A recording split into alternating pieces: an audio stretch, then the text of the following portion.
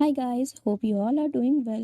Love is weird. ऐसा वाकई में है क्या? Let me know in the comments. Now let's start breaking the next drama, also named Love is Weird.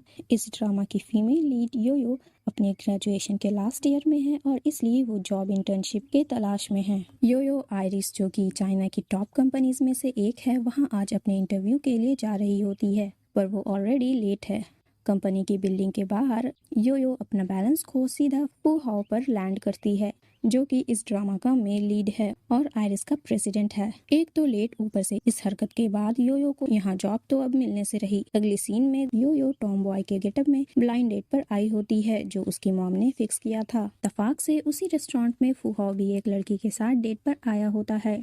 दोनों को ही अभी शादी नहीं करनी थी। फू हाओ वॉशरूम का बहाना कर अपनी टेबल से उठ साइड में जा अपने सेक्रेटरी को कॉल कर ये बहाना बना कि कंपनी में कोई अर्जेंट काम आ गया है, उसे वहां से पिक करने कहता है। और योयो भी अपनी डेट को या कह कि वो अभी अपने जेंडर को लेकर ही श्योर नहीं है, उसे अभी ये भी नहीं पता कि वो लड़की है भी या नहीं। ये बात सुन योयो का डेट वहां से भाग जाता है और तभी उसकी मॉम उस रेस्टोरेंट में आ जाती है, जिनसे छिपने के लिए योयो भी वॉशरूम के साइड जाती है, जहाँ फू हाओ पहले से ही था। अब फू हाओ की डेट फी फू हाओ और योयो को साथ देख गुस्सा हो वहां से चली जाती है और तभी वहां योयो की मॉम भी आ जाती है। अब मॉम भी इन दोनों को साथ देख फू हाओ के बारे में पूछती है। योयो फू हाओ को अपना बॉयफ्रेंड बताती है। मॉम फू हाओ से मिल बहुत खुश होती है। फू हाओ को फे फे से बचने में हेल्प करने के लिए फू हाओ योयो को कल फिर से इंटरव्यू के लिए बुलाता है।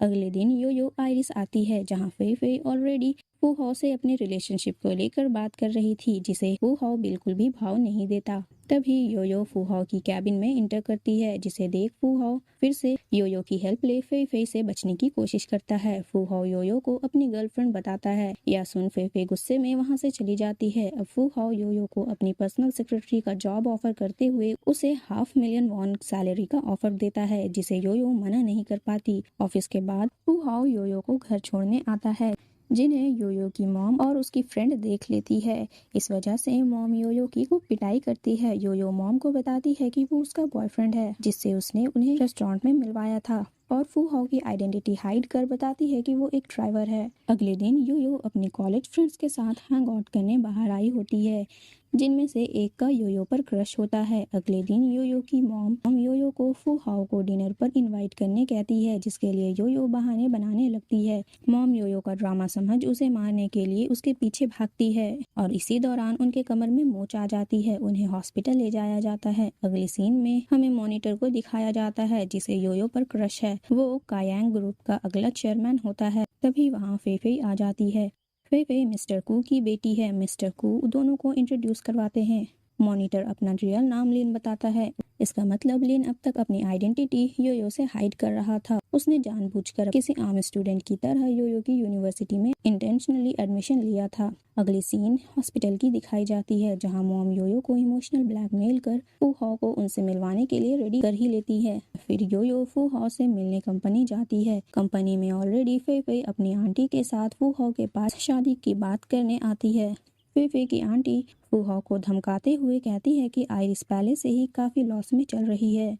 ऐसे में उन्हें कू ग्रुप का फाइनेंशियल सपोर्ट बहुत जरूरी है, जिसके लिए फू हाओ को फे फे से शादी करनी होगी। पर फिर भी फू हाओ फे फे से शादी नहीं करना चाहता। ये लोग बात ही कर रहे होते हैं कि तभी योयो कैबिन के अंदर आ जाती है।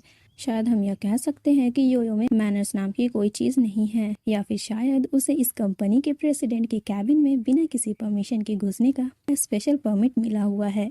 एनीवेज फू हाओ योयो को देख उसे फिर से फे फे और उसकी आंट से बचने के लिए उसकी हेल्प लेता है। फू हाओ योयो को किस कर फे फे और आंटी को बताता है कि ये दोनों ऑफिशियली डेट कर रहे हैं।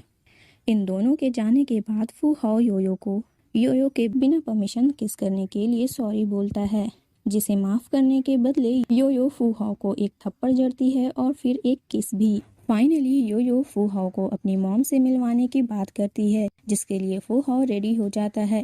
मॉम फू हाओ से मिल बहुत खुश होती है। अगले सीन में योयो लिन से मिलने एक कैफे आई होती है, जहां लिन योयो को उसकी बनाई एक स्केच देता है और वो फाइनली ये सवाल पूछ ही लेता है कि क्या योयो और फू हाओ रियल में डेट कर रहे हैं। लिन को ये बात योयो की फ्रेंड से पता चली थी। योयो पूरी स्टोरी लिन को बताती है। इसे सुनने के बाद लिन खुश होता है, क्योंकि अब भी उसका चांस था।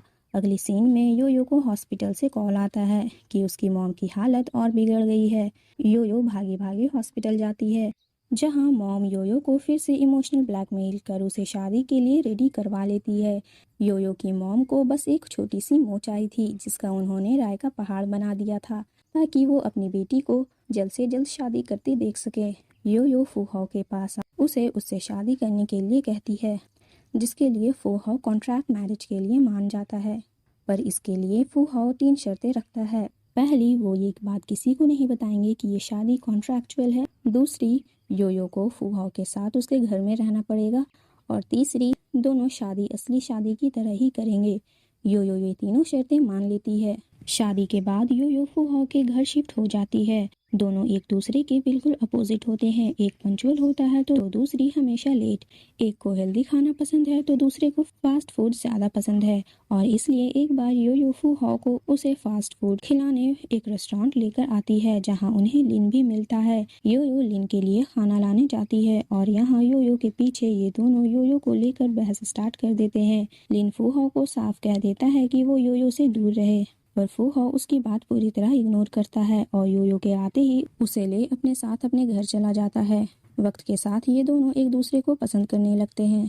एक रोज फूहाओ की स्टेप मॉम फूहाओ से मिलने और उसकी और फेफी की शादी की बात करने आती है, जिसके लिए फूहाओ साफ इनकार कर अपनी मॉम से वो योयो से प्यार करता है ये बात बता देता है। अगले सीन में फूहाओ की मॉम ऑफिसर योयो को आयरिस की फाइनेंशियल सिचुएशन के बारे में बता और इसलिए फूहाओ और फेफी की शादी कितनी इम्पोर्टेंट है ये बता योयो को फूहाओ की लाइफ से चले जाने कहती हैं।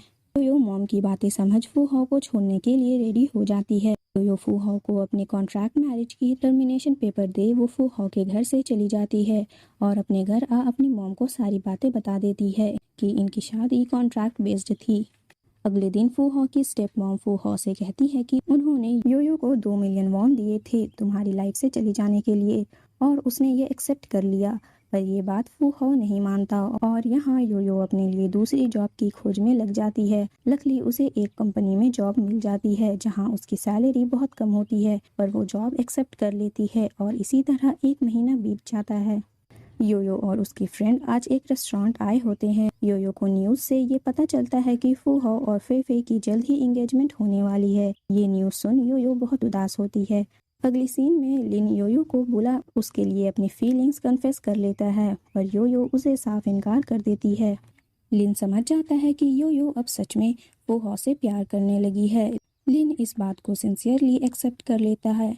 अगले सीन में योयो वॉक करते हुए अपने और फूहाओ के बारे में सोचते हुए वो फाइनली फूहाओ के लिए अपनी फीलिंग्स फूहाओ से कन्फेस करने का डिसाइड कर लेती है और उसी के पास जा रही होती है। पर रास्ते में फेफी की ऑर्डर्स पर योयो को किडनैप कर लिया जाता है और यहाँ फूहाओ के शादी के लिए अभी मना करने पर फेफी गुस्से में फूहाओ को योयो की किडनैपिंग वाली बात बता देती है और उसे धमकी देती है कि अगर वो योयो की खैर चाहता है तो कल होने वाली इनकी एंगेजमेंट कॉन्फ्रेंस में कोई ड्रामा क्रिएट ना करे और चुपचाप फेफी से एंगेजमेंट कर ले। अगले दिन एंगेजमेंट की सारी तैयारियां हो गई होती है, सारे गेस्ट आ गए होते हैं और सारी मीडिया लाइव ब्रॉडकास्ट कर रही थी। पार्टी में फेफे को पता चलता है कि फूहाओ एंगेजमेंट से भाग गया है, जिसकी भागने में हेल्प लिन ने किया था और यहाँ फूहाओ आखिर में योयो को ढूंढ ही लेता है। फेफे को किडनैपिंग के जुर्म में गिरफ्तार कर लिया जाता है। 2 महीने बाद फूहाओ और योयो असली वाली शादी कर लेते हैं और ये ड्रामा यहीं एंड हो जाता है। See you with the next drama. Till then, bye bye. Take care. Thanks for watching.